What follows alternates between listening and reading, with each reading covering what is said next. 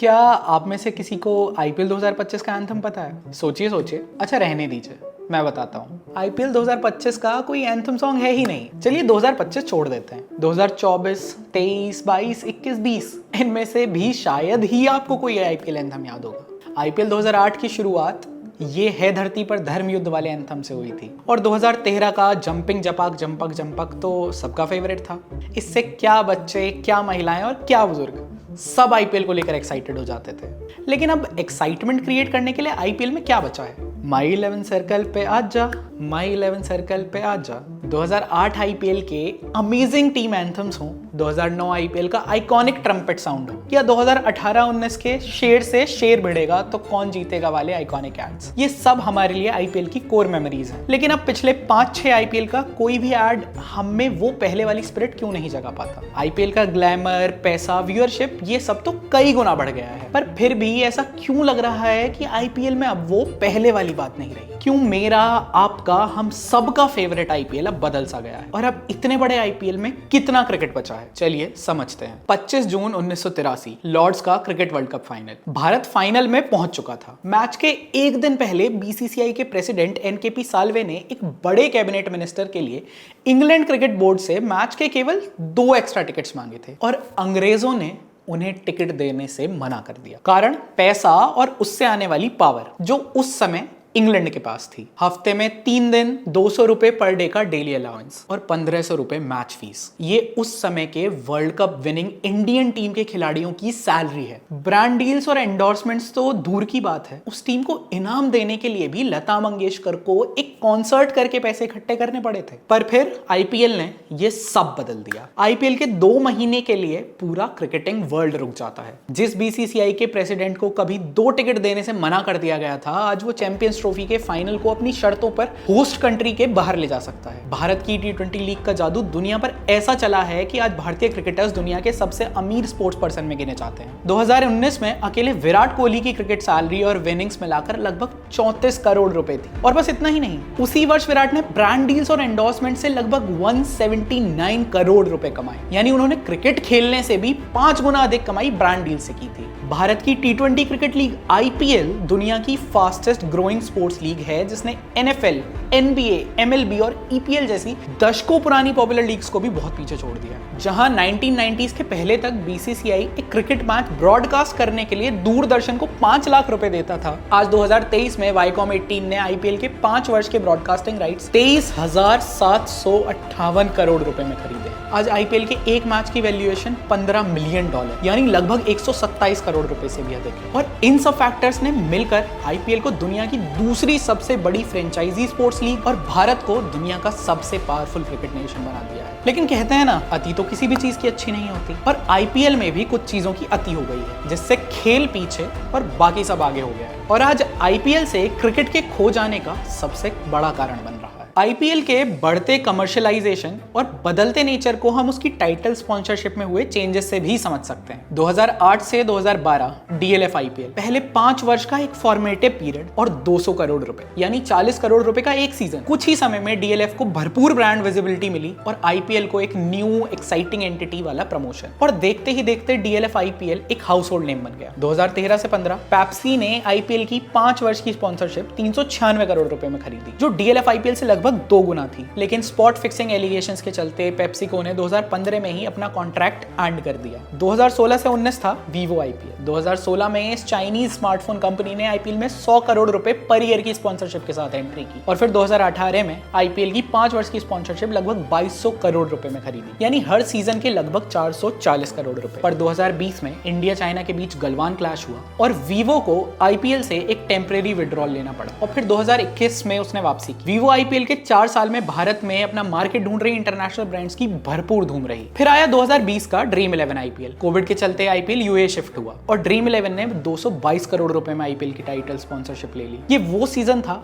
जहां से सब बदल गया। इस आईपीएल में high budget star studded campaigns हुए, जिनमें क्या एक्टर्स और क्या क्रिकेटर्स सब मिलकर पैसिव व्यूअर्स को फैंटेसी एप्स का एक्टिव पार्टिसिपेंट बनाने में लग गए। 2021 में वीवो की वापसी हुई और फिर 2022 में अब तक के सबसे बड़े वैल्यूएशन के साथ आईपीएल बन गया टाटा आईपीएल। पहले 2 सीजन के लिए 335 करोड़ रुपए और फिर 2024 से 2028 तक 5 वर्षों के लिए 2500 करोड़ रुपए, यानी 500 करोड़ रुपए का एक सीजन, वो भी टाटा जैसे भारतीय मल्टीनेशनल बिजनेस कॉन्ग्लोमेरेट की स्पॉन्सरशिप में, जो अपनी लेगेसी ब्रांड को भारत के पैशन से एसोसिएट करना चाहता था। अब आप चाहे केबल टीवी पर आईपीएल देखो या ओटीटी पर लाइव स्ट्रीमिंग देखो, आपको एड्स पहले से अधिक दिखेंगे। एक सैंपल स्टडी के अकॉर्डिंग मैच के कुछ फेजेस में तो व्यूअर्स का 20% समय आईपीएल एड्स देखने में चला जाता है। अकेले आईपीएल 2025 के शुरू में ही अब तक 55 अलग-अलग ब्रांड्स मैच के बीच में अपने एड्स दिखा चुकी हैं। ये आईपीएल 2024 से 29% अधिक है और ये तब जब आईपीएल में अपने एड्स दिखाना हर सीजन बहुत महंगा होता जा रहा है। आईपीएल एडवर्टाइजिंग इंडस्ट्री का साइज इतना बड़ा है कि अकेले आईपीएल 2023 के 2 महीने का एडवर्टाइजिंग एक्सपेंडिचर 10,000 करोड़ रुपए था। आपने भी ये नोटिस किया होगा कि आईपीएल में अब इतने एड ब्रेक्स आते हैं और इतने गलत एड्स आते हैं कि व्यूअर्स का मैच से मन ऐसे ही हट जाता है। बात बात पर जुबा केसरी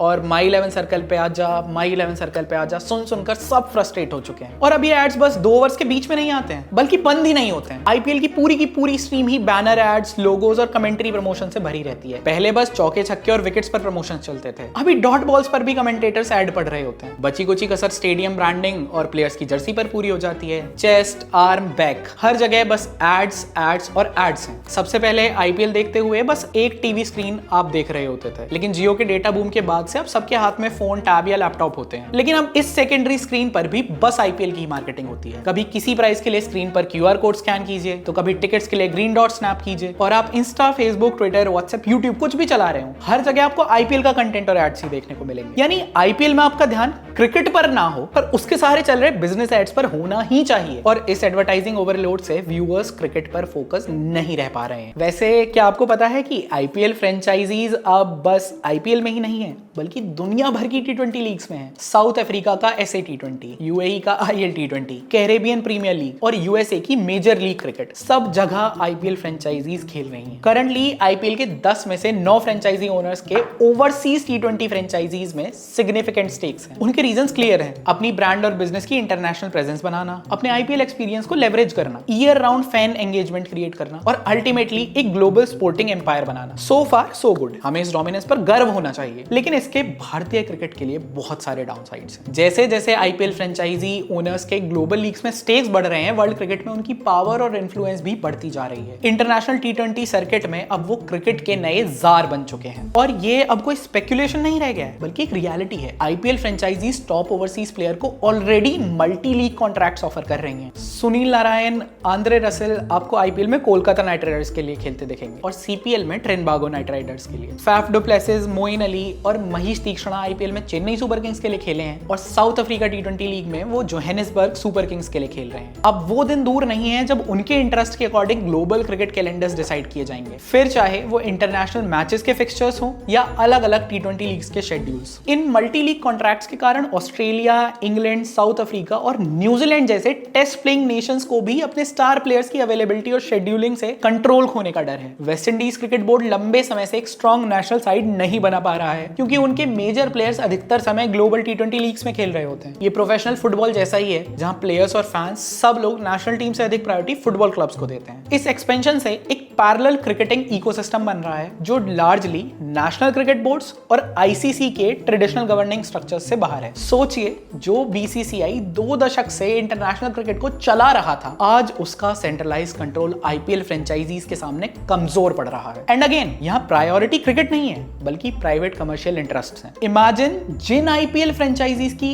एवरेज वैल्यूएशन 2009 में 567 करोड़ रुपए थी, वो आज 9,300 करोड़ रुपए से भी अधिक है, यानी 24% का एनुअल ग्रोथ, जो ना तो एनबीए फ्रेंचाइजीज अचीव कर पाई हैं और ना ही एनएफएल। अलग अलग लीग्स में अपनी फेवरेट टीम्स और प्लेयर्स को फॉलो करना, उनकी एक्सटेंसिव मीडिया कवरेज देखना, इस सब में बस इंटरनेशनल क्रिकेट ही नहीं, बल्कि आईपीएल के क्रिकेट से भी लोगों का मन बहुत हद तक हटता जा रहा है। और आईपीएल देखने वाले अब बस इंडिविजुअल प्लेयर्स के फैंडम तक लिमिटेड होते जा रहे हैं। आईपीएल में क्रिकेटेनमेंट और कमर्शियलाइजेशन ने मीडिया कवरेज और कमेंट्री को भी पूरी तरह से बदल दिया है। अब आईपीएल की कवरेज में in depth tactical cricket analysis से अधिक प्रायोरिटी ऑफ फील्ड नैरेटिव्स को मिलती है। प्री मैच और पोस्ट मैच शोज से लेकर कमेंट्री तक में वो सेलिब्रिटीज होते हैं जिनको क्रिकेट का क ख ग भी नहीं पता होता है। हर टीम के साथ कोई ना कोई कंटेंट क्रिएटर लगा रहता है जिसका फोकस क्रिकेट से अधिक क्रिंज एंटरटेनमेंट क्रिएट करने पर होता है। जहां पहले क्रिकेट में अच्छी एनालिसिस वाली न्यूट्रल कमेंट्री एक नॉर्म थी, अब आपको आईपीएल में बायस्ड कमेंट्री और टॉक्सिक फैंस वाला अल्ट्रा फैंडम और हीरो वर्शिप होती दिखेगी। आप सीएसके के मैचेस और धोनी की बैटिंग पर अंबाती रायडू की कमेंट्री सुन लीजिए और आप ये अपने आप समझ जाएंगे। कुछ लोग कहते हैं कि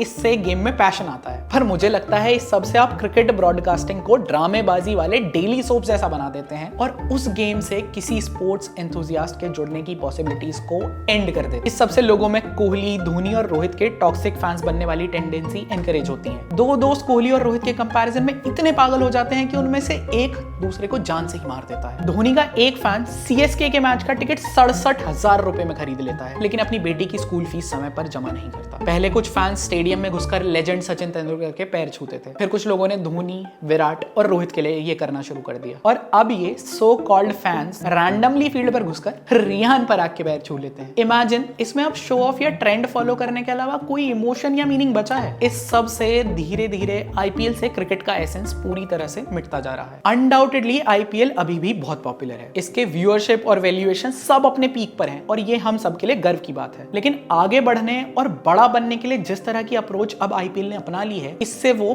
बदलता जा रहा है। इसमें बहुत कुछ नया भी है जो हमें रिझाता है, लेकिन वो क्रिकेट और उसका कनेक्शन जो हमें आईपीएल पर रोक कर रखता था, वो अब कहीं खोता जा रहा है। मैं खुद एक क्रिकेट फैन हूं जिसने आईपीएल को अपनी आंखों के सामने खड़ा होते हुए देखा है, जो कभी केबल टीवी पर पूरा का पूरा आईपीएल मैच देखता था। मैच के बीच में लाइट चली जाने पर इधर उधर से स्कोर पता करने के चक्कर में लगा रहता था। वो आज 2-3 स्क्रीन होने के बाद भी पिछले 3-4 आईपीएल से बस किसी मैच की हाईलाइट्स या कुछ ओवर्स से ज्यादा देखने की इच्छा नहीं रखता। ये सच है कि आईपीएल के ओजी फैंस में से बहुत जनरेशनल जायंट्स अब रिटायर हो चुके हैं और जो खेल रहे हैं उनकी परफॉर्मेंस अब उतनी एक्साइटिंग नहीं रही है जितनी कभी होती थी, लेकिन फिर भी वो खेल रहे हैं। कुछ नए प्लेयर्स अच्छा खेल भी रहे हैं, लेकिन आप खुद सोचिए, कल से अगर धोनी, विराट, रोहित आईपीएल में खेलना बंद कर दें तो आईपीएल को केवल क्रिकेट के प्यार के लिए देखने वाले कितने लोग बचेंगे? Excessive commercialisation, over expansion, fantasy और बैटिंग एप्स का डोमिनेंस, टॉक्सिक फैन कल्चर और गिरते ब्रॉडकास्टिंग स्टैंडर्ड्स, ये सब आईपीएल के लिए एक वार्निंग साइन है। और जैसा मैंने पहले भी कहा था, अति तो किसी भी चीज की अच्छी नहीं होती और आईपीएल में उन सब चीजों की अति हो रही है जिनसे क्रिकेट की